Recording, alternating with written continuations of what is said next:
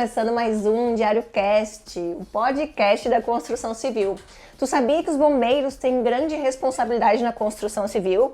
E eu não estou falando não só responsável na hora de nos atender em incidentes, mas bem pelo contrário, na hora de preveni-los também. Por isso, inclusive, eles podem não liberar uma obra para moradia depois de pronta. Para nos contar que história é essa, o sargento Jefferson França, do Corpo de Bombeiros Militar aqui de Torres. Jefferson, seja bem-vindo. Que legal, lá, é um prazer estar aqui, nesse podcast para esclarecer essas dúvidas gigantescas, né, que tanto construtores quanto também proprietários de apartamentos têm, né, porque geralmente o Corpo de Bombeiros, né, o bombeiro, ele é, vamos dizer assim, o mauzinho da história da liberação do alvará, né? E é isso que a gente quer quebrar nesse podcast aqui, né? Quer quebrar o máximo de informações aqui possíveis para que todo mundo saia esclarecido e sabendo, né, que o PPCI, ele é sim um auxílio gigantesco, né, à preservação das vidas. É verdade. Então eu quero que tu comece me falando que história é essa que os bombeiros podem não aprovar que as pessoas entrem nas suas moradias depois de um prédio pronto. Pode acontecer isso? Pode acontecer isso, Léo. Todo esse processo, ele se chama PPCI, né? O Plano de Prevenção contra Incêndio.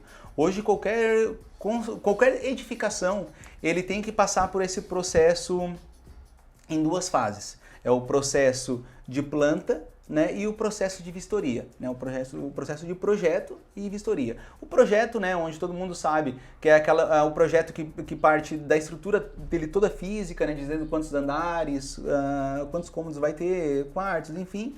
E dentro desse projeto vai ter os itens de prevenção a incêndio. Né? E esses itens, alguns são conhecidos, né? Outros nem tanto, né? Então é onde fica aí o pessoal, nossa, para que eu preciso de um chuveiro automático no meu imóvel? Para que eu preciso de uma porta corta-fogo? Então nessa primeira parte que a gente tem do PPCI, que se chama projeto, né? O engenheiro contratado, ele coloca tudo que uma edificação tem que ter para combater, para dar o primeiro combate ao incêndio. Depois de estruturado toda essa parte do projeto, o Corpo de Bombeiros avalia essa projeção conforme a legislação, né? E isso já é uma das informações que a gente tem que quebrar, né? O bombeiro tem muito aquilo, né? As pessoas têm aquela falsa imagem. Não, o bombeiro cobrou, o bombeiro colocou um empecilho. Não é assim, pessoal. A gente tem uma legislação atrás disso, tá? A gente tem uma lei aí que ela vem aprimorando a cada ano, né? E é uma lei que sofre muitas alterações. Por quê? Porque a questão do combate ao incêndio, ele também vem sofrendo melhorias, né, que fazem com que a legislação daqui a pouco se adeque àquele tempo ali, aquele ano. Então é uma legislação que vem desde a posterior ao Bate-Kiss, e ali ela coloca, olha, uma edificação de tal tamanho, de tal ocupação tem que ter extintor de incêndio, porta corta-fogo. Foi depois da Bate-Kiss, então, 2019? 2019, É interessante falar que nós tínhamos antes uma competência municipal sobre legislação a incêndios, né? Então, ou seja, antes da Bate-Kiss, nós tínhamos cidades como Porto Alegre, Santa Maria, que tinham suas próprias legislações. Meu Deus! Então, a gente não tinha uma legislação em nível de estado regulando, né? Cada cidade poderia fazer a sua. Depois que aconteceu a Bate-Kiss, né, aconteceu, vamos dizer assim, essa individualização da legislação em nível de estado. Que ótimo, Tanto né? é que o estado do Rio Grande do Sul foi um dos pioneiros, né? Assim como São Paulo, né? Então, é claro, teve que acontecer uma tragédia para que as pessoas dessem essa certa atenção aos itens de segurança de combate a incêndio. Então, ou seja, o engenheiro então fez a projeção, colocou no papel conforme a legislação. Então, eu costumo dizer também, o engenheiro ele tem que ter, sim, um grande respaldo jurídico, né, atrás da formação dele. Se ele não é formado em direito, ele tem que ter alguém na sua equipe que tenha, no mínimo, o conhecimento da legislação de prevenção a incêndio. Para que na hora que ele está montando ali o seu croquis da sua edificação, ele saiba que, olha, eu tenho que ter um extintor a 5 metros da porta de entrada.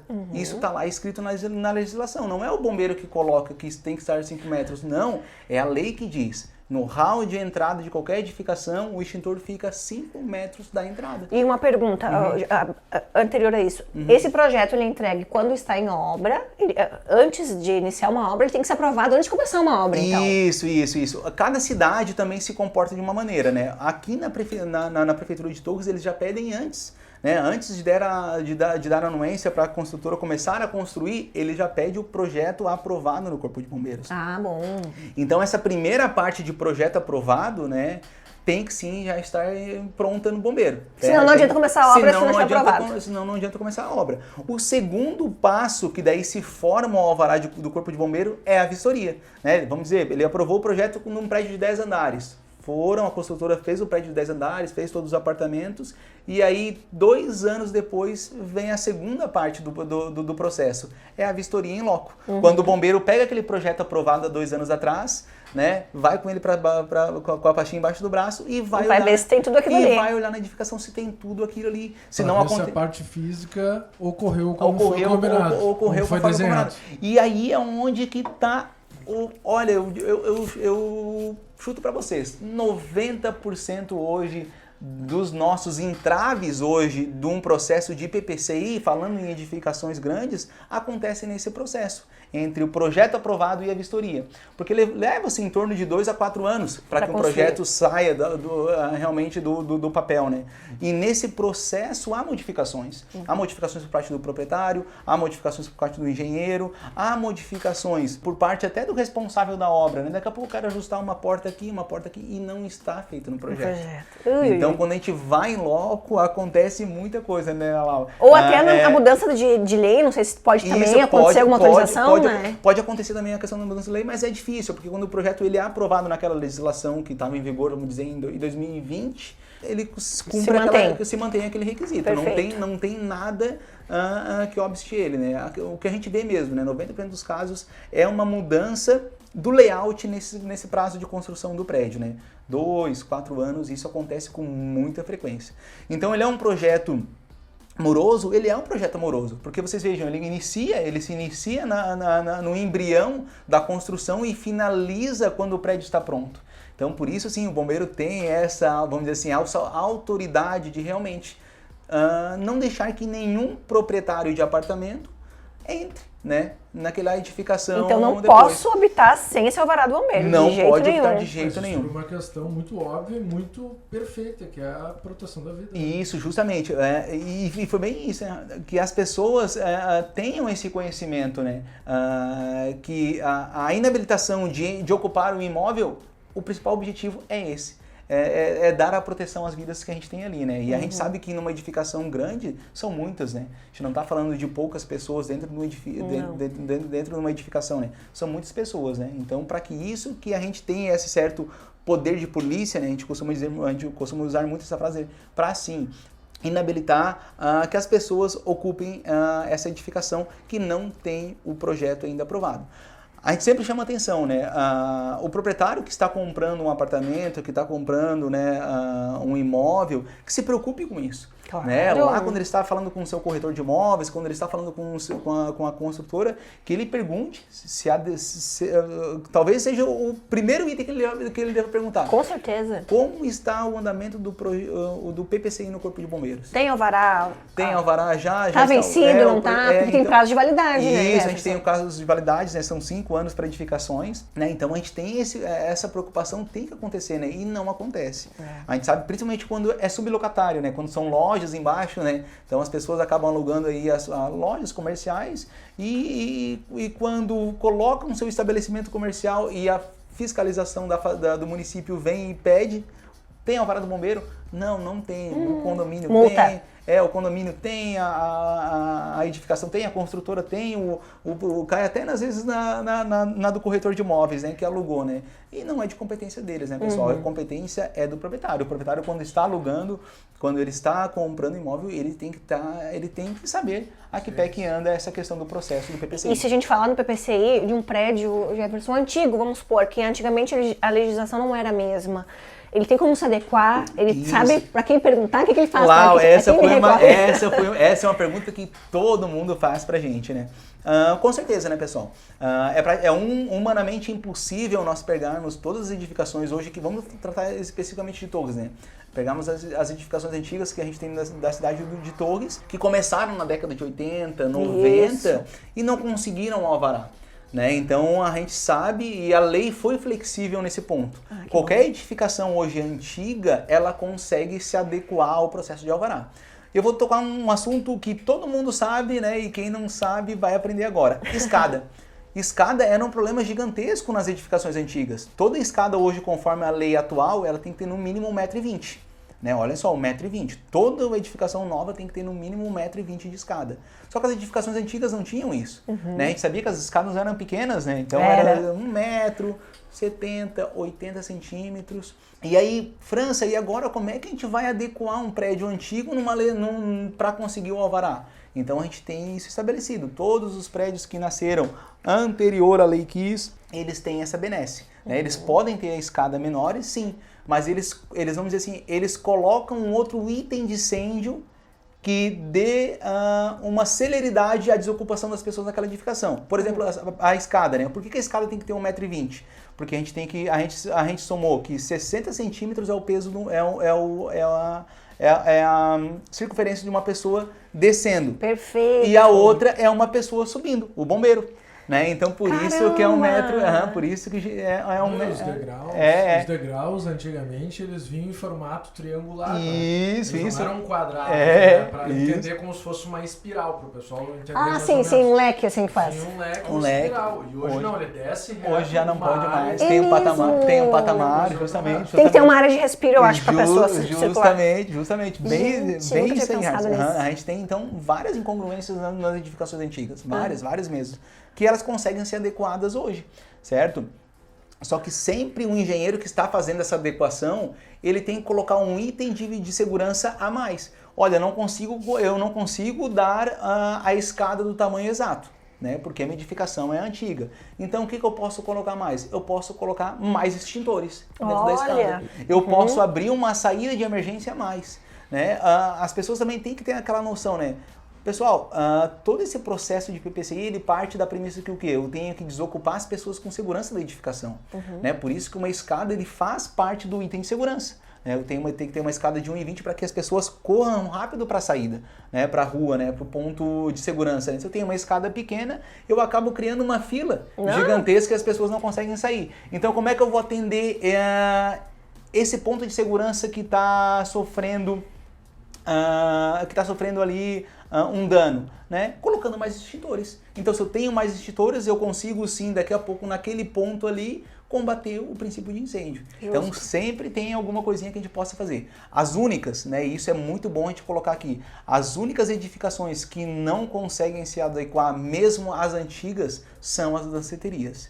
Né? Isso foi um grande avanço da lei. Né? E isso a gente não pode deixar de citar aqui a questão do Bate-Kiss, né? Sim, eu sou de lá, sou de Santa Maria.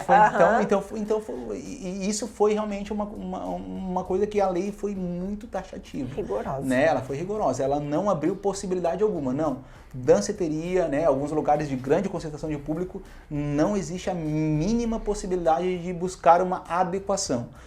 França, mas se a danceteria era num paiol velho de 1970, cara, ele vai ter que adequar ela, ele vai ter que gastar o dinheiro, ele vai ter que empregar recurso, e a gente não fala nem gastar em dinheiro, né? Na verdade, ele vai ter que investir em segurança, ele vai ter que investir em segurança para a proteção da vida, né? Se ele quer ali fazer uma danceteria que ocupe 300, 400 pessoas por final de semana, ele tem que entender que aquele investimento tem que acontecer.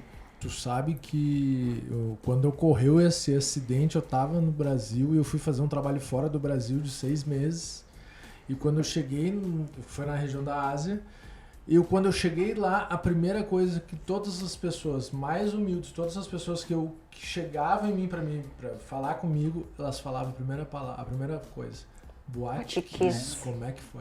Não, eu sei por mim que eu morava uma quadra da boate, e de ver aquela situação, ambulância, bombeiro, assim, uma coisa muito afetiva, né? Tu fica muito ruim. Então, Deus o livre acontecer de novo, né? E eu tenho certeza que algumas coisas também modificaram fora do Brasil por conta desse incidente. Com certeza. A gente viu essa questão, né? A evolução dos mecanismos de prevenção vieram logo depois da Boate Kiss. Muitos do que a gente tem hoje na atualidade, a gente está falando de cerca de 10 anos, avançou muito depois da Boate Kiss. No Brasil e fora do Brasil. Muito. Com certeza. Para vocês, de exemplo. Para vocês falarem, um item de segurança que se criou logo depois da Boate Kiss, que não existia até então, era o controle de material de acabamento. Ou seja, um engenheiro específico, ele tem que dar uma RT dizendo que o forro de tal edificação, no caso da boate, ele não emite, né, nenhum tipo de cheiro de gás tóxico, né, para que ali contribua para que as pessoas, né, ficassem mal depois do incêndio, que foi o que aconteceu na Boate Kiss. Então isso, imaginem só, numa legislação até aquela data a gente não tinha isso. Ou seja, o construtor chegava, colocava qualquer tipo de material. Espuma, que foi o que ocorreu uma queima química, né, e foi intoxicação além da fumaça. Que aconteceu ali. Uma única saída, pisotearam todo mundo. E aí depois a gente teve a questão da saída. Escadas. Mas vocês vejam, depois daquele incidente, a gente teve vários mecanismos, né, de controle, né, para a preservação da vida. Né? Então, o controle de material de acampamentos, a questão das saídas de emergência, né? Hoje, a própria barra antipânico, a gente nunca utilizava, né, a barra antipânico. Muitas pessoas perguntam... O que é isso? É aquela barra que tem na saída nas saídas de emergências de locais com concentração acima de 50 pessoas, qualquer local, um restaurante que tenha mais de 50 pessoas, um salão de festa que tenha mais de 50 pessoas, tem que ter a barra antipânico. É aquela barra que quando tu está saindo, tu bate nela que te empurra assim, e ela abre. A porta não tem maçaneta. Isso, ela não tem maçaneta. Quando tu aperta uma barra, tu encostou nela, ela abre a porta. Justamente. Nunca tinha me ligado nisso, acredita? Pode ver nos restaurantes grandes, nas saídas. Isso, 50, o limite hoje é qualquer estabelecimento que comporte mais de 50 pessoas, né, é obrigado a ter essa barra antipânico. E como é que é essa classificação? Essa classificação é conforme a lei, né? A gente pega hoje, nós temos 3 parâmetros hoje que a gente consegue dizer quais itens de segurança essa edificação ela precisa. O primeiro é o grau de risco, ocupação e a metragem e a altura da edificação. Vamos para o grau de risco. Vamos dizer, uma empresa que vende tinta, ela com certeza o grau de risco de pegar fogo dela é gigantesco, porque ela mexe com materiais que são muito inflamáveis, né? Então esse já é um grau de risco alto, né? Ocupação, né? Vamos passar aqui saindo da loja de tinta e vamos para um restaurante, né? Que tem geralmente aí uma certa concentração de pessoas, 50 para mais. E a metragem e a altura, né? Foi o que eu falei para vocês. Por que isso entra também no cálculo do que eu preciso ter? Porque conforme a altura, eu preciso ter uma maior celeridade de vazamento de pessoas, para que as pessoas saiam rápido daquela edificação. E a metragem é a mesma coisa também. Se eu tenho uma sala gigantesca, eu tenho que ter umas saídas de emergência que consigam evacuar aquelas pessoas com maior celeridade daquela peça. Então são esses 3 itens que fazem a gente colocar numa legislação o que precisa ou não para aquele tipo de comércio ou de estabelecimento que eu vou ter ali. Né? O restaurante, como é que a gente chega a 50 pessoas? Né? É um cálculo medido por área, né? Eu não lembro exatamente agora a área exata de quantas pessoas comporta num quadrado de 2x2, entendeu? Então é feito por isso, a gente pega 100 metros quadrados, divide por a área exata que comportaria ali 4, 5 pessoas e chega no produto final que poderia ter ali mais de 50 pessoas. Então qualquer tipo de estabelecimento que a partir do momento seja comercial, ele tem que ter o alvará, independente do porte que ele tenha. Independente do porte que ele tenha. E edificações da mesma forma.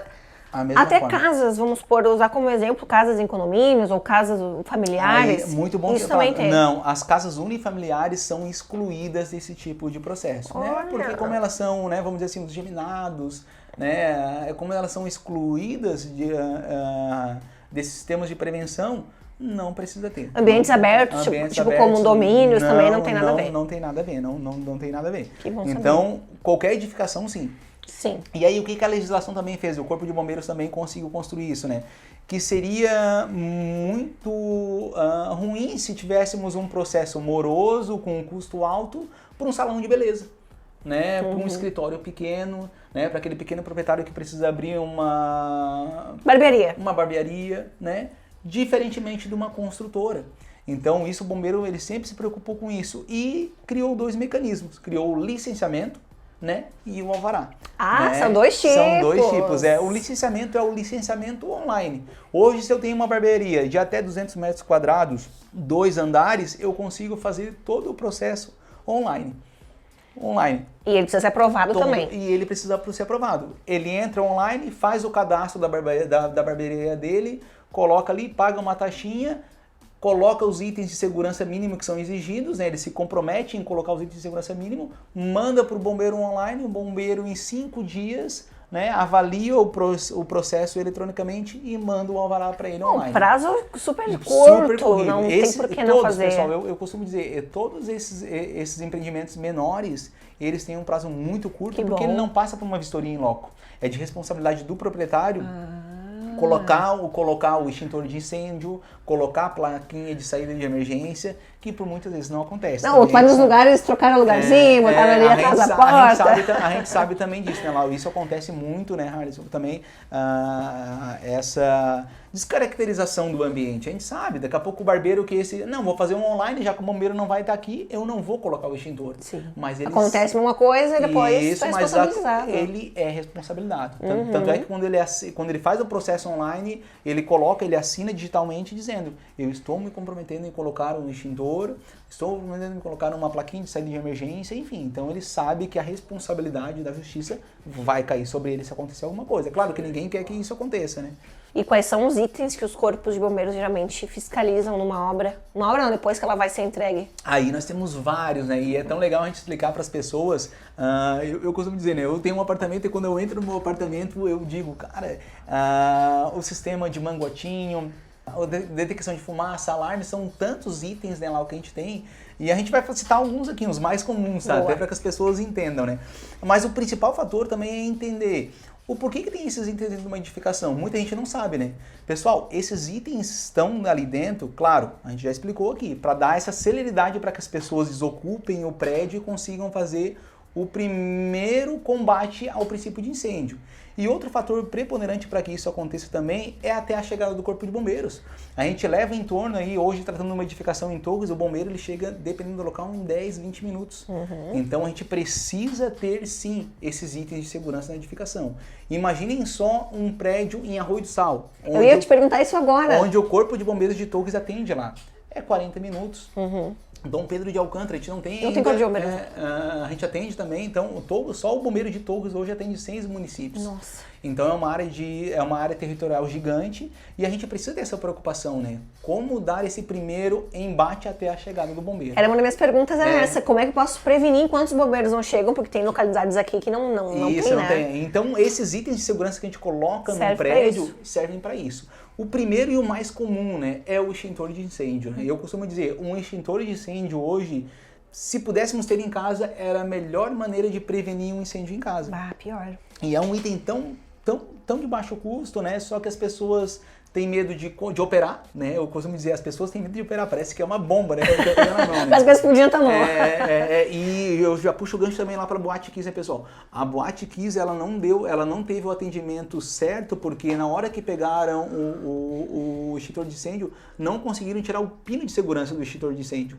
O extintor de incêndio, quando vocês pegam ele, tem um pino de segurança, né? Até para que as pessoas não passem e fiquem ali toda hora apertando, gastando o produto que tem ali dentro, né? Ou as crianças brincando, né? Então a gente tem aquilo ali, eles não conseguiram, largaram o extintor no chão achando que não tinha pegado, que estava falho, enfim, mas estava cheio logo depois. Então um desses itens, o item mais importante que a gente tem nas edificações hoje são os extintores. Os extintores, eu digo para vocês, eles estão em todas as edificações, em todas. Independente. Cabe a gente saber agora operar. Isso eu chamo muita atenção, né, para as pessoas que estão escutando esse podcast, proprietários, né, responsáveis por obra, ensinem, não custa nada ensinar. Eu até costumo dizer, eu tenho alguns amigos corretores, a melhor maneira de eles conseguirem até agradar a pessoa, aquela que vendeu o imóvel, é mostrando como operar um... Eu acho que nem agradar, ajuda a vender, né? E justamente, isso tu chegou no ponto certo. Então, tu saber operar um extintor de incêndio, nossa, tu tá salvando, olha, quiçá a vizinhança toda de uma edificação. Não, e eu vou te dar um exemplo maior, que é uma briga de vez em quando a gente entrega um prédio, que tu tem que fazer um treinamento com o número X de pessoas para entregar esse empreendimento. E as pessoas não querem fazer o treinamento. Vamos lá perder os bombeiros, não sei quantas horas. Gente, qualquer pessoa deveria obrigatoriamente fazer esse curso. Isso, ele é um curso que chama o TPCI, Técnico de Prevenção de Combate a Incêndio. Ele, em grandes edificações, a gente pede geralmente, a lei cobra que seja só para os síndicos, né, os zeladores, né, só aquelas pessoas que estarão sempre no prédio, né. Mas é claro, se pudéssemos dar o treinamento para todos os moradores, seria de grande valia, né? Mas a gente não consegue fazer isso hoje, né? E as pessoas também têm esse certo desconhecimento, não querem, né? Acabam se furtando dessa responsabilidade, que é uma responsabilidade deles, né? Além do extintor, outra coisa comum que a gente diz nas edificações, alarme de incêndio, né? Que é aquele que fica logo na entrada do hall de entrada, e muitos, pessoal, eu digo muitos construtores, amigos meus falam: França, por que tem que ficar bem no hall de entrada? Porque ele fica uma coisa meio que não casa com o ambiente, né? Ainda mais no hall de entrada bonito, né? Todo decorado. Por força de lei, ele fala, né, pessoal, a central de alarme ela tem que estar próximo, né, a que as pessoas consigam, que o bombeiro consegue chegar e ver em qual andar ele foi, né, ele teve ali... o chamado. Teve o chamado, né, no 10º andar, no 12º, então ele tem que estar num local de fácil acesso. Né? Então, por isso é sempre naquele hall de entrada. Não vai ser num corredor escondido, não vai ser atrás de uma porta. Né? Então, o alarme sempre ele tem que estar ali. Né?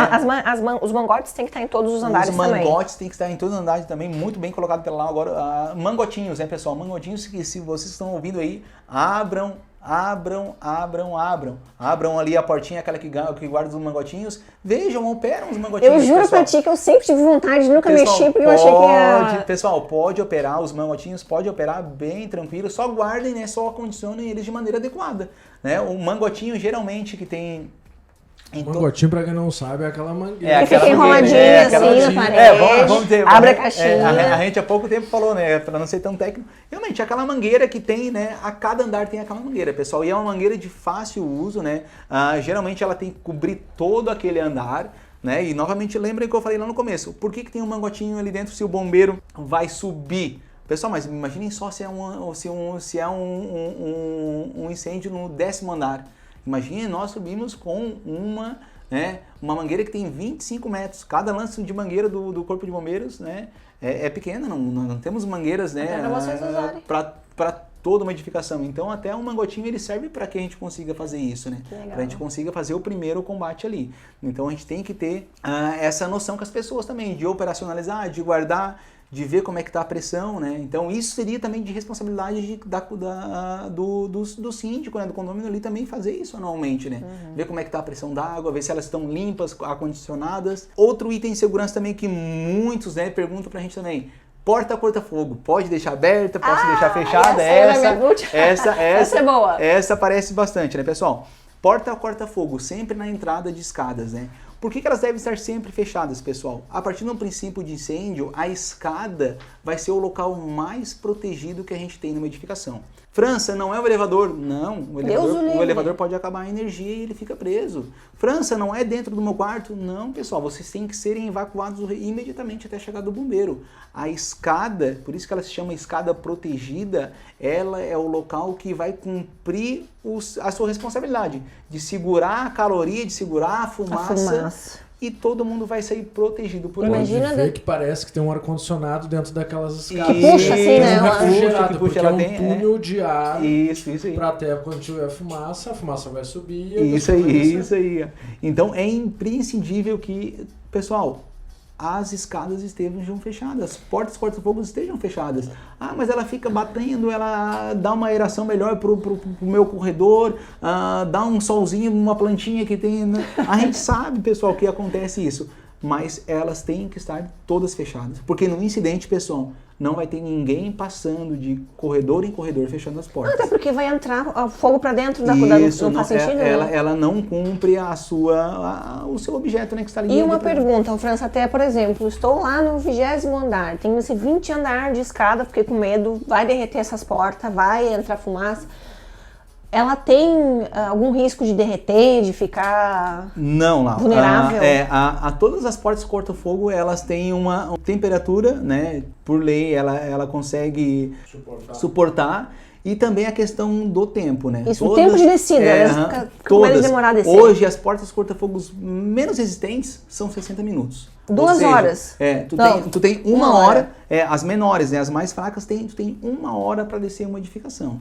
É claro que em edificações grandes, 15, 20 andares, a gente vai ter portas corta-fogos de 2 horas, de 3 horas. A gente chama TRF, né? Tempo de resistência ao fogo de uma porta corta-fogo. Com certeza, ela se adequa, né? Ela se adequa perfeitamente ao ambiente sinistrado. E o proprietário tem como verificar essa porta se ela está de acordo? Atrás, se você abrir a sua porta corta-fogo agora aí, você vai ver atrás dela uma plaquinha, né? Uma plaquinha prata com escrito ali, TRF, 60 minutos, 120, então 180. Olha como é simples de tu pegar e revisar quando comprar um imóvel se está de acordo ou não. Isso, então isso é muito importante. Eu sempre falo também, pessoal, a escada é o local mais seguro. Dentro das edificações novas que a gente também tem hoje, a área de cadeirante, né? Muitos consultores perguntam para mim, por que eu tenho que ter um cadeirante, né? Ali aquela área de segurança do cadeirante. Pessoal, cada vez mais hoje a acessibilidade está em todas as edificações, em todos os lugares que a gente tem que ter. Então, o bombeiro também se preocupou com isso, né? De ter ali dentro da área, né? Dentro do elevador, né? Dentro da escada que vai estar protegida, uma área específica para que eu esteja um cadeirante, para que eu consiga colocar uma pessoa ali que não tenha mobilidade de descer uma escada normal, que ela fique protegida no mínimo até chegar o bombeiro. Até chegar o bombeiro e fazer o resgate. Isso. E um item bem legal também que eu vi na saída corta-fogo, que todos têm que ter corrimão. Isso é uma coisa. Que eu não sabia qual era a função do corrimão, que eu achei que fosse apenas para te segurar por segurança, né? Pode falar? A do corrimão é um item... novidade também, adorei. É um dos itens mais importantes, por quê? A partir do momento que numa escada entrou a fumaça, né, eu não tenho visibilidade alguma, pessoal, por isso que o corrimão tá ali. O corrimão ele funciona praticamente como o que guia. vai te conduzir até a saída. Guia, é um guia. Isso, é o guia. Ele vai te conduzir. Por isso que o corrimão ele não pode ter arestas, né, ele tem que ser contínuo. Né? Eu tenho muitos amigos que trabalham com a questão de alumínio, de ferro, e falam, mas não pode ter nenhuma pontinha não, pessoal. Uma juntinha ali. Porque no momento do incidente não pode ter nada, não pode ser, né, não pode ter nenhuma divisão entre eles. Né? Porque imaginem só, se você está vindo com fumaça... Sem visão e pô, cadê o corrimão que estava aqui? De noite, no escuro. Então a gente teve toda essa preocupação, né?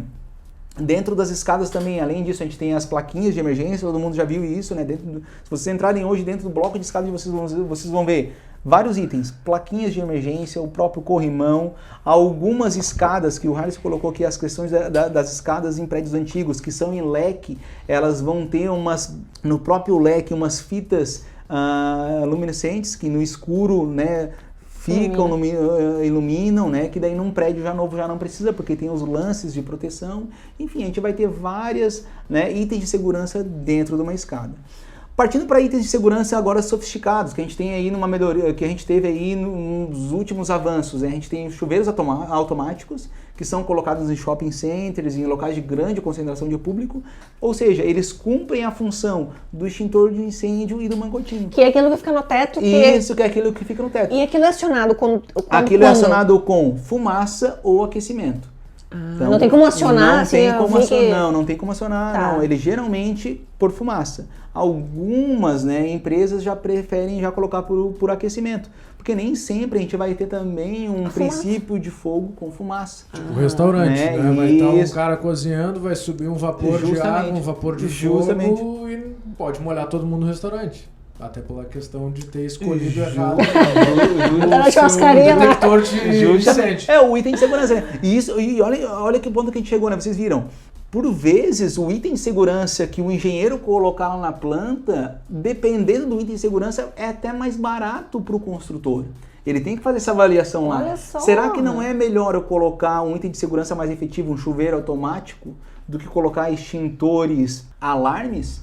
O básico, certeza. entendeu? Daqui a pouco o básico em grande quantidade ele fica mais oneroso do que um chuveiro automático. E além de ficar mais oneroso, um chuveiro automático é mais eficiente para a saída das pessoas. Claro, e a própria segurança também, as então pessoas nem isso, vai olhar. construtores, eu chamo muita atenção, né? Construtores, engenheiros se adequam a isso. Se a legislação ela te dá 5, 6 opções, dentre as 6 opções, opte, né? Mais barato, pode ser, tranquilamente, e opte também é a que vai te dar a maior resposta na hora do incidente ali. Evoluiu tanto as coisas, por que não muito se adaptar claro, a gente e tem, querer sempre pelo melhor? dentro desses materiais evoluídos, a gente tem detectores de fumaça, né? A gente tem materiais de ponta hoje que estão cada vez mais sendo lançados no mercado e o bombeiro não consegue acompanhar essa evolução. Então, e aí é tão legal que o bombeiro em nenhum momento ele fala, chegou o Harrison lá e diz assim, não, eu quero testar isso aqui, posso?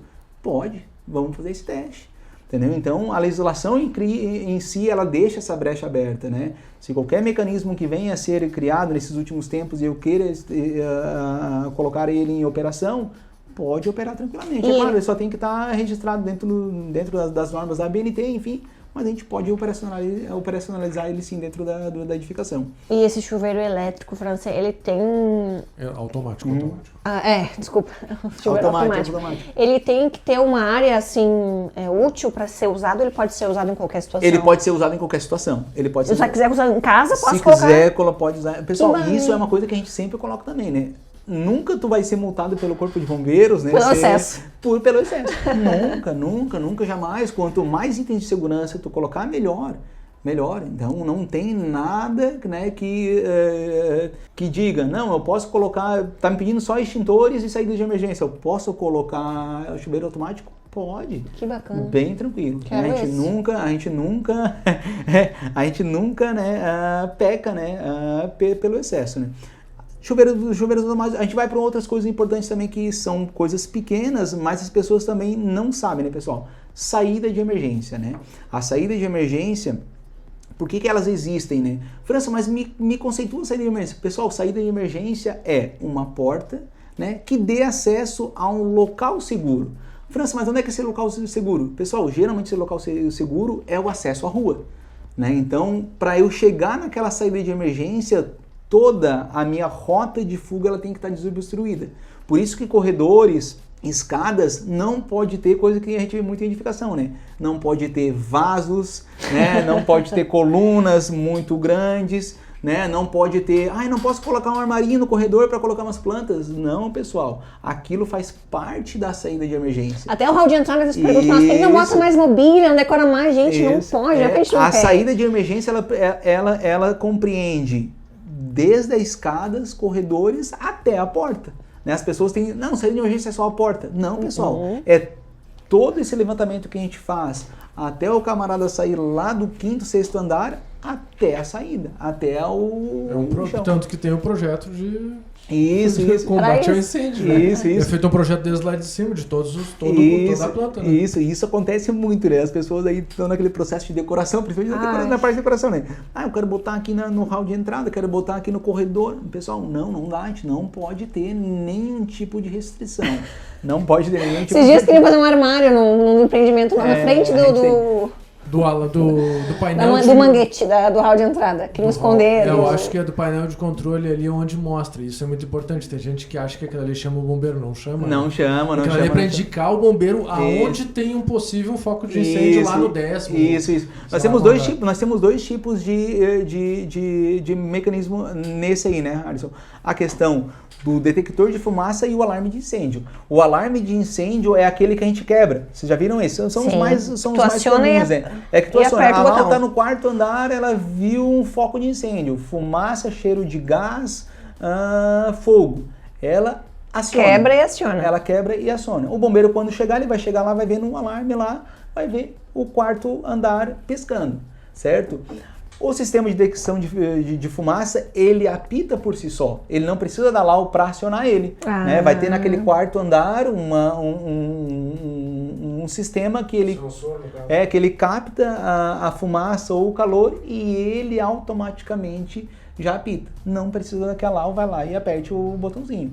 Então a gente tem esses dois tipos de sistemas. O mais comum é o alarme mesmo, né, que as pessoas quebram manualmente. Muitos ficam com medo às vezes de quebrar aquilo lá, né? Eu posso quebrar? Não, pessoal, tem que quebrar. Tem que quebrar. No caso de ocorrência, quebrem. Isso, já pegamos várias ocorrências aqui no Corpo de Bombeiros que as pessoas não fizeram o uso, porque, tem que pagar, Pessoal, não. Né? A gente não pode, pessoal, a gente tem que perder esse medo. Se o material tá ali para ser usado, ele tem que ser usado. Ele tem que ser usado. Esse automático que tu falou, ele serve para gás também? Porque ocorre de repente ter um vazamento de gás à noite, as pessoas estão dormindo e elas desmaiam por conta da inalação do gás. Isso. Então esse automático faria esse trabalho. Isso já faria. É claro, os mais hoje sofisticados, né, Harrison? Nem todos, né? Nem todos. Porque a tecnologia também muito rápido, ela vai andando, né? Então hoje os de ponta, eles captam fumaça, captam a caloria e captam o gás também, entendeu? Então, é claro, daí tem o mais comum que capta só a fumaça, enfim, aí todo o sistema, ele parte dessa premissa. Fomos para a saída de emergência, fomos para a prevenção, o treinamento é importantíssimo que se faça, e outra muito importante... Quantas pessoas têm que fazer o treinamento? Geralmente numa edificação são 4. Não quer dizer pelo número de pessoas que vão habitar ali. Não, são 4. Eu fiz o treinamento, eu morava num prédio que tinha 6 apartamentos, eu fiz o treinamento. Geralmente são 4, porque 2 durante o período de 2 horas e 2 de 12 horas e 2 no outro período de 12 horas, seriam isso, né? Então, geralmente a gente também cobra que sejam os síndicos, os guardas, né? Enfim, aquela pessoa que fique diariamente, né, rotineiramente na frente do prédio ou mais constantemente no prédio. Outro detalhe importante também que muita gente não sabe que tem em algumas edificações, rede seca. Vocês já viram isso? Isso vocês nunca viram? São grandes tubulações, né? São grandes tubulações dentro da edificação e a gente não vê por quê? Porque ela vem praticamente por fora, por dentro das paredes, né? Então isso aí só os engenheiros e os construtores sabem, né, pessoal? E por que rede seca? Pessoal, é a rede quando o caminhão do bombeiro chega, o bombeiro conecta a sua mangueira nessa rede e ele consegue mandar água para todo o prédio. Tô chocada. O caminhão ele é um motor, ele tem uma bomba dentro e é que nem o caminhão que leva a bomba do concreto lá para cima de todos os andares. E agora eu vou dizer para vocês, se vocês olharem no prédio de vocês, se vocês saírem agora, vocês vão olhar na calçada, vão caminhar um pouquinho na calçada e vão achar uma cama, uma pedra no meio da calçada escrito bombeiro. Ali é essa bomba que a gente fala, né? Caramba, a bomba que a gente chega ali, o bombeiro abre aí muito, já peguei muito isso. Mas tem que ser pintado, tem que estar escrito bombeiro. Em vermelha também. Em vermelho, para que o bombeiro consiga também chegar ali na hora. O bombeiro nunca tá com o projeto na mão também, né, pessoal? Na hora do incêndio, né? Ele chega, ele já identifica, não, tá ali, tá a bomba do prédio.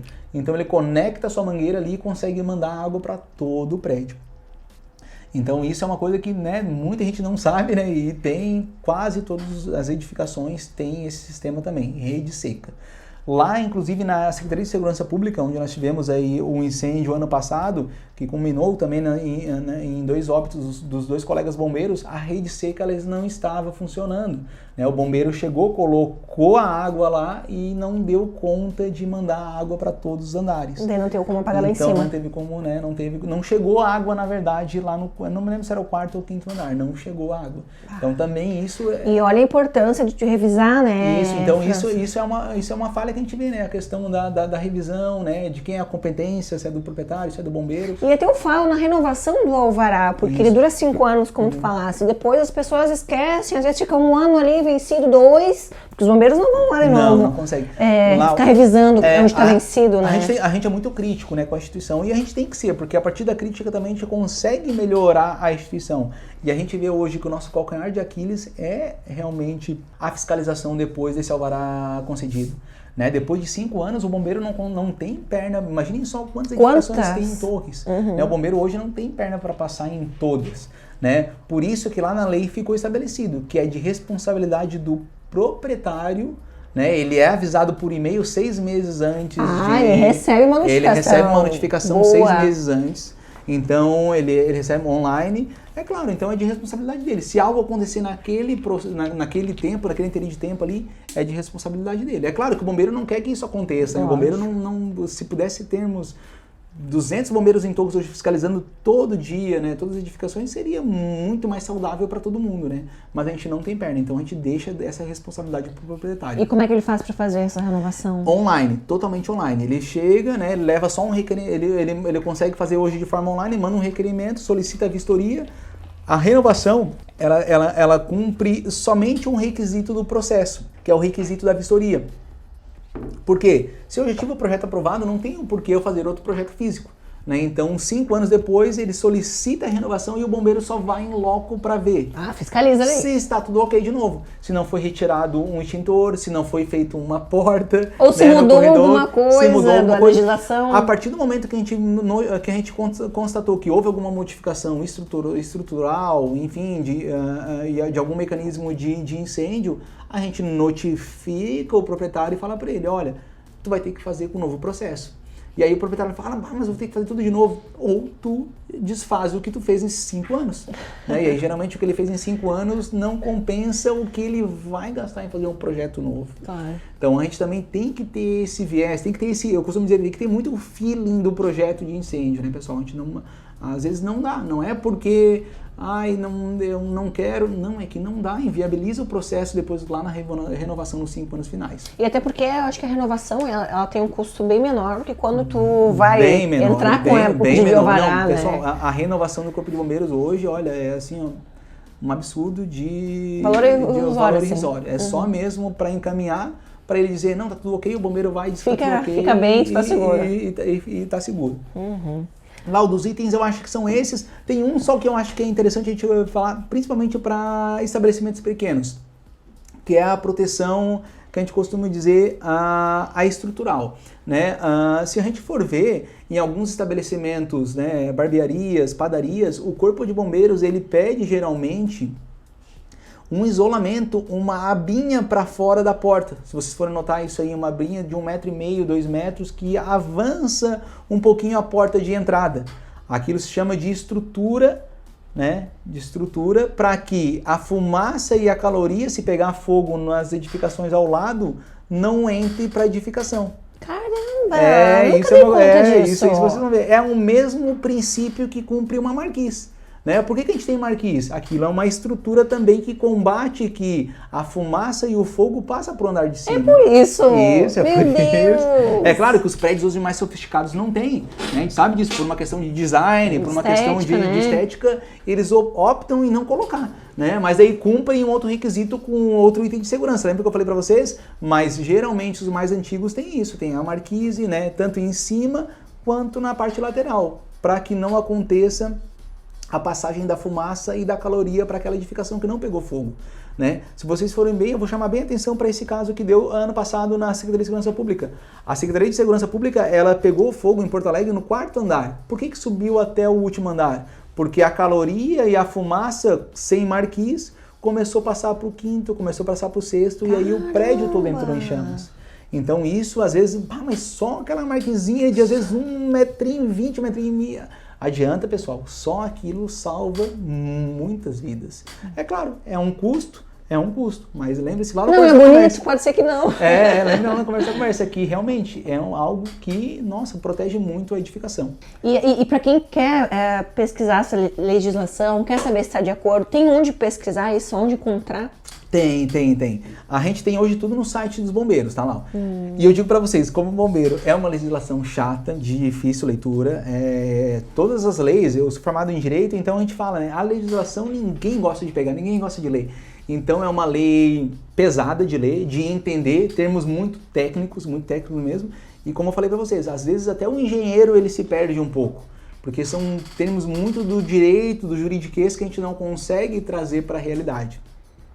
Hoje o Corpo de Bombeiros tenta fazer aqui nas aulas de prevenção, lá quando ele vai fazer o TPCI, né, nas escolas, ou até mesmo na conversa com construtores, que a gente consiga passar algumas informações que dão uma leve pincelada nessa legislação. A gente não consegue falar sobre tudo, porque são muitos itens. Mas eu digo para vocês, é de fácil acesso no site, mas é difícil leitura e compreensão. Por isso que só um né? engenheiro pode fazer o PPCI. Justamente, né? Então a gente também tem essa, vamos dizer assim, essa certa restrição. Eu, né, Bombeiro França, eu especificamente, eu daria uma visão diferente para um PPCI, né? Colocaria daqui a pouco de uma maneira mais didática na rede, faria vídeos, né, folders, explicando para as pessoas isso de maneira muito simples. Até porque num prédio. E mais atual. Isso, né? até num prédio. Para distribuir para os moradores. Para distribuir nos moradores. O porquê, como é que se usa o extintor, para que serve isso, aquilo, é de grande valia. Então a legislação está lá e fica a critério de cada um, né? Ler, né, pegar ela, manusear ela ali e ver. E também o Corpo de Bombeiros está sempre aberto também para esclarecer, né, pessoal?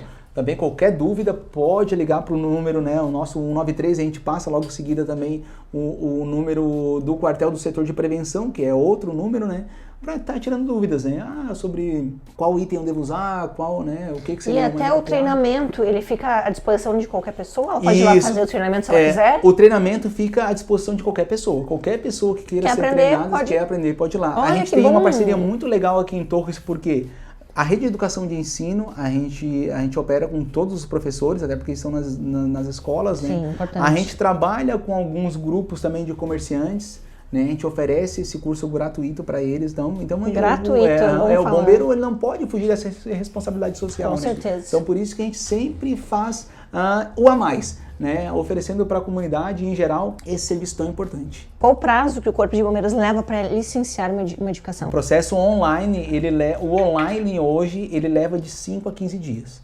Tá? Então é bem tranquilo. França, ele pode demorar 30, 40 dias? Pode, né? Porque se a pessoa que fez o licenciamento online remeteu um documento que não foi verídico, o bombeiro devolve e ele tem o prazo de arrumar. Ah, tem prazo? Tem o prazo de arrumar. Então isso às vezes, pessoal, a demora por vezes de um processo, tanto de um licenciamento como um alvará, eles barram nessa retificação, entendeu? A pessoa, o proprietário ou o responsável manda para o bombeiro notifica, volta. Leva tempo para fazer. E, pessoal, e como qualquer lugar, né? Tem fila de espera também, né? A gente não consegue, tipo, eu arrumei e aí vocês agora já olhem para mim. Não, aí ele entra num processo de fila para que dê continuidade. Então, um licenciamento online de 5 a 15 dias. Um processo físico, pessoal, de uma edificação, ele pode demorar, sim, em torno de 30 a 45 dias.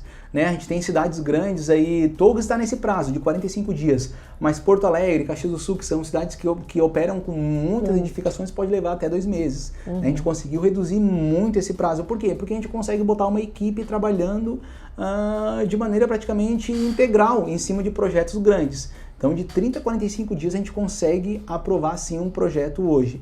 O que demora é essa retificação, né? Porque ele vai lá para o bombeiro faz o cara crachá dele com a lei, manda para retificar, um engenheiro às vezes demora. Uma coisa que eu coloco muito, e não é aqui culpar o engenheiro ou não, um engenheiro às vezes ele tem 30 dias para arrumar. Isso. Para ser um prazo sério, né, pessoal? Pô, a gente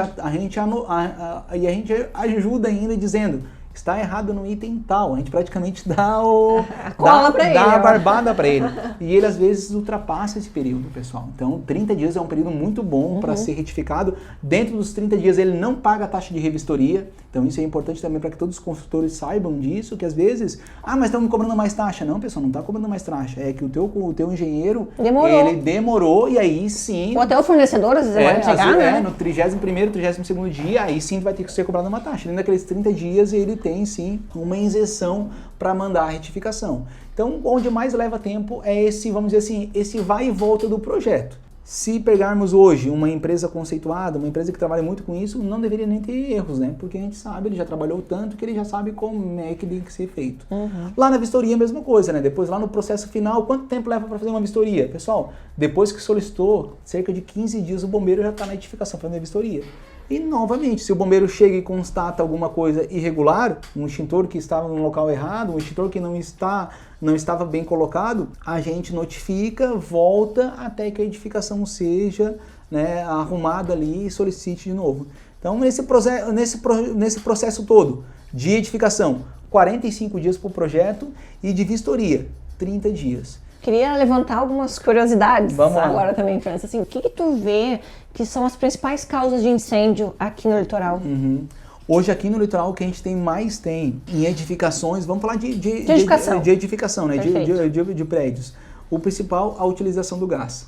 Né? As pessoas ainda, como são centrais de gás, né? A gente tem praticamente nessas edificações, as centrais de gás hoje, elas, principalmente de prédios antigos, elas não estão em conformidade com a lei. A gente tem central de gás ainda em edificações antigas que são no subsolo, né? Que são locais ainda próximos, às vezes logo abaixo do apartamento. Que perigo. A gente acontece isso, né? Claro que a gente não tem, nesses últimos anos, nenhum incidente com isso, mas são sim as que mais preponderam o vazamento de gás quanto a esse sistema de gás, né?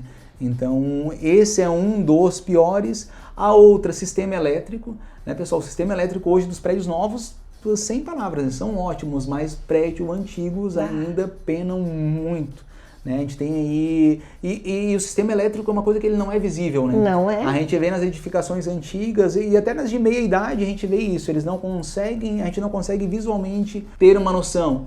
Tá em boa qualidade, não tá, até porque a gente sofre... Às vezes nem tem projeto elétrico também, muito antigo. E até porque a gente também sofre fatores externos que a gente não consegue mensurar, né? Às vezes é aqui como a gente mora na beira do mar, uma maresia, né? Então a gente tem muito, né? Eu costumo dizer ainda até ratos. Né?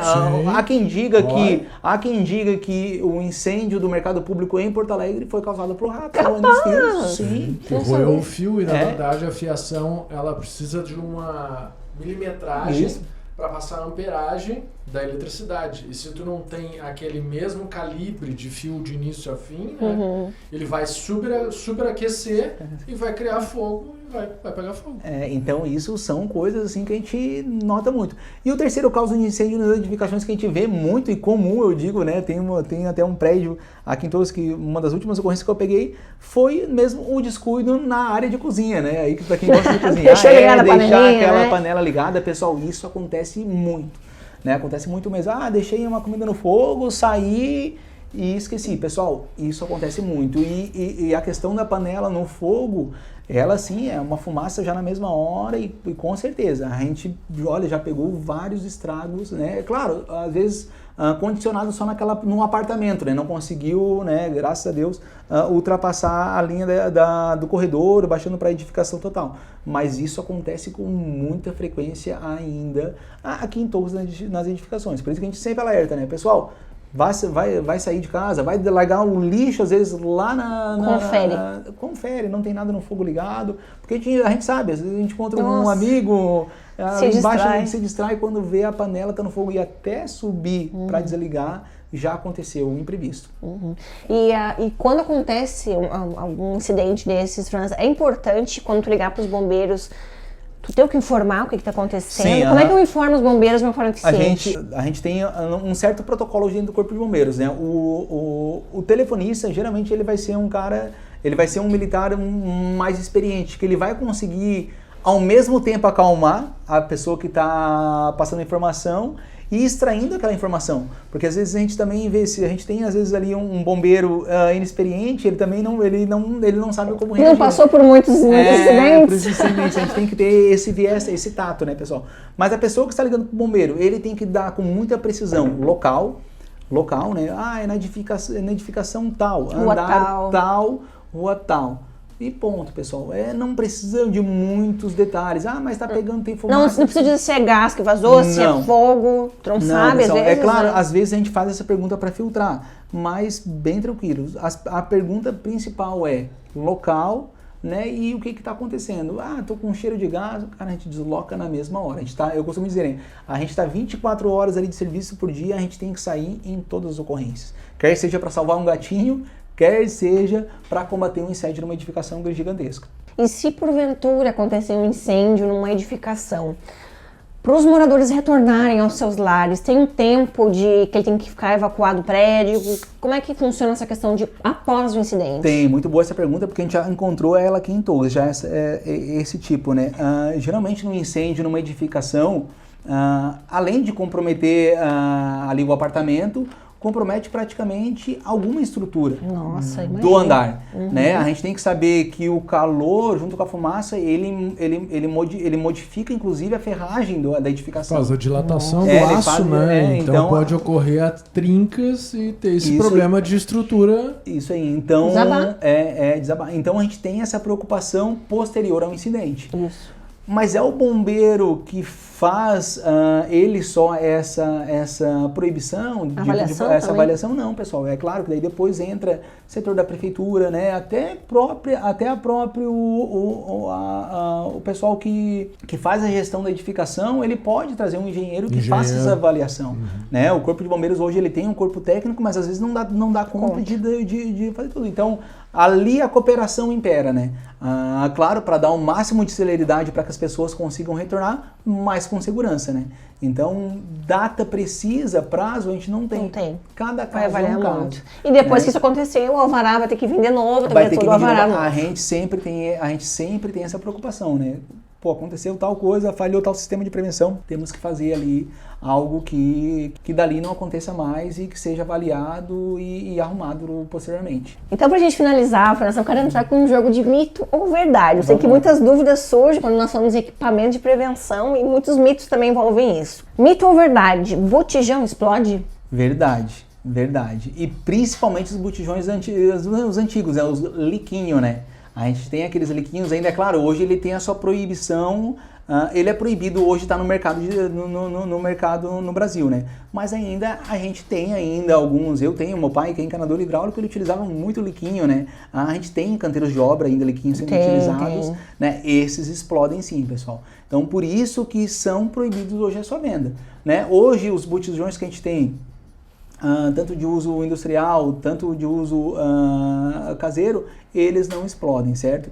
Eles, inclusive, né, é importante a gente colocar nessa questão, nesse item que eles, inclusive, inalam aquele cheiro que não é o cheiro do gás, né? Aquele cheiro que a gente cheira é outra substância que avisa, olha, é o gás que está vazando. Não sabia. Não, aquele cheiro não é o... Eu não lembro agora o nome do produto, mas é um outro produto que é colocado ali no botijão Então, de caso gás. aconteça um incêndio e tiver botijão de gás, ele pode explodir sem Ele risco. pode explodir sobre risco, entendeu? Perfeito. Independente de se for o liquinho ou o caseiro. É claro, o caseiro ele demora mais, mas ele pode sim acontecer essa explosão dele. Tá.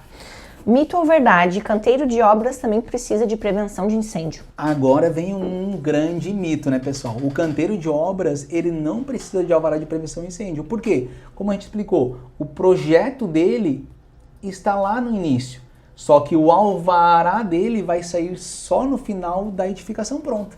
Então, ele tem que ter uma parte do PPCI. Vamos dizer assim, 50%. Tá. A outra 50% só lá no final. Para a segurança de quem está trabalhando na obra, né? Justamente. E a questão da obra, eu costumo dizer, a questão da obra, a gente tem que ter um mínimo de item de segurança que foi previsto lá no projeto, entendeu? Então é aquilo que a gente tem que ter. Mas o alvará específico, o alvará do Corpo de Bombeiros, só no produto final da obra. Mito ou verdade? Essa deixa eu responder, mas eu acho importante ressaltar. Central de alarme de incêndio aciona os bombeiros. Não aciona, né? Tem que ligar, mito, pessoal. Tem não que ligar, adianta, né? Mito, ninguém não vai adianta. ver a fumaça e vai ligar pessoal, pra ti. a gente costuma dizer, a gente vive muitas vezes na realidade da Brigada 49, né? Nos filmes de Netflix, que tu apertou o botãozinho e liga lá. Ele não aciona no Corpo de Bombeiros, tá, pessoal? Olha, a gente queria muito que isso acontecesse, né? Olha, adiantaria muito a nossa celeridade até a chegada no incidente. Mas ele não aciona. Então sempre liga, qualquer sirene acionada dentro de uma edificação, o sinalzinho vermelho tocando, liga no 93 que a gente vem na mesma hora. Mito ou verdade? Extintores não perdem a pressão mesmo quando perdem a validade. Mito, né? Então vai lá de novo. Os extintores não perdem a pressão mesmo quando perdem a validade. Venceu? Não, eles perdem a pressão, Então Mito. Tem que então cuidar sempre a validade dos extintores. E o extintor é uma coisa muito legal ainda lá também a gente colocar, porque o extintor, a validade dele é anual, independente se ele é utilizado ou não. Por quê? O de água, ele até perde só a pressão, tá? Mas o de pó químico, que é o mais utilizado hoje nas edificações, que eles são para as 3 classes, A, B e C, aquele produto que fica nele, ele fica úmido quando ele não é utilizado durante o ano inteiro. Então ele perde a sua, vamos dizer assim, a sua operacionalidade. Então por isso sim ele tem que ser avaliado anualmente, independente de ser usado ou não. Anualmente ele tem que ser revisado e recarregado ali o produto que tem ali dentro. Tá. Mito ou verdade? Acender a luz com cheiro de gás não pode. Verdade, não pode. Pessoal, porque o cheiro de gás, a gente sabe muito, né? O gás, quando ele está num ambiente fechado, qualquer ignição, né? E principalmente, né, o do acender a luz pode sim causar uma faísca elétrica e com certeza vir fazer a ignição do incêndio ali naquele ambiente fechado. É claro que para que isso aconteça tem que ter vários fatores combinando para que isso consiga dar, vamos dizer assim, uma explosão exatamente na mesma hora, né? Mas não é adequado. Numa situação dessa, de vazamento de gás, num ambiente totalmente fechado, num apartamento, a primeira coisa que eu peço, abre a janela. A França, mas está escuro. Abre a janela. Vai tato a tato, abre a janela, abre a porta, ventila sem ligar a luz. E o último, mas que eu acho que já foi respondido, mas também é muito importante para a gente não deixar de usar. Os hidrantes e mangueiras, mito ou verdade? Somente são para uso dos bombeiros. Mito, pessoal. Pode utilizar eles, certo? E fica a dica aqui, operacionalizem eles. Né? Tá com dúvida, quer mexer, cara, pede pro síndico. Eu tenho até medo de mexer, estragar, sei lá, tem que enrolar igual. Não pode mexer, pode falar com o síndico. É aquela questão, às vezes o síndico vai dizer, não pode mexer. Pode, como deve mexer, certo? Vê a questão da metragem dos mangotinhos, principalmente da mangueira ali, né? Ele tem que atingir o último apartamento da edificação, do andar ali. Se ele está no meio do andar, ele tem que ir lá no da ponta. Então você pode fazer até essa medição. Levar até lá? Pode levar até lá para ver se realmente vai atingir lá o último lá. Então isso pode ser feito sim. Maravilha. Então, gente, pode acontecer com qualquer um de nós, ninguém está livre, tem que aprender, tem que se instruir para se acontecer uma emergência, estar preparado para saber como agir, né? França, te agradeço muito. Quero saber se quer deixar teu Instagram, algum lugar para o pessoal também procurar informações. Quero deixar o Instagram, então, Bombeiro França, a gente divulga ali informações, tá, pessoal? Bombeiro _ França. Bombeiro _ França, muito Bombeiro bom. _ França. Olha aí. Já pesquisou. Boa. A gente sempre tira algumas dúvidas ali e eu costumo sempre dizer, né, pessoal? O bombeiro, ele tá sempre aberto a dar esclarecimentos, né? Então, a gente trabalha muito tempo nessa área de prevenção e a gente sempre passa de uma maneira lúdica e transparente para que as pessoas entendam. Vamos tirar aquele juridiquês da lei e passar um máximo de informação para as pessoas. Então é muito importante que as pessoas podem sim perguntar na rede social, podem sim utilizar o telefone do bombeiro, que é o 193, para fazer essas perguntas. É importante falar isso, porque a gente pensa que o acesso talvez é limitado para os bombeiros, ou não quer ligar naquele número para não ocupar ele, não, de repente, negativo, pessoal. Sempre quando for fazer uma pergunta específica sobre isso, pode ligar no ligar. 193 e dali o atendente ele vai dizer, liga no administrativo, daí ele vai te dar um número administrativo, o Corpo de Bombeiros está sempre aberto para isso. Pode fazer por e-mail, tá, pessoal? É bem tranquilo, na página do Corpo de Bombeiros tem todos os canais de comunicação ali. Tá ótimo. Certo? Um abraço e muito obrigado. França, eu te agradeço e a todos que nos ouviram, obrigada e até o próximo DiarioCast. Tchau!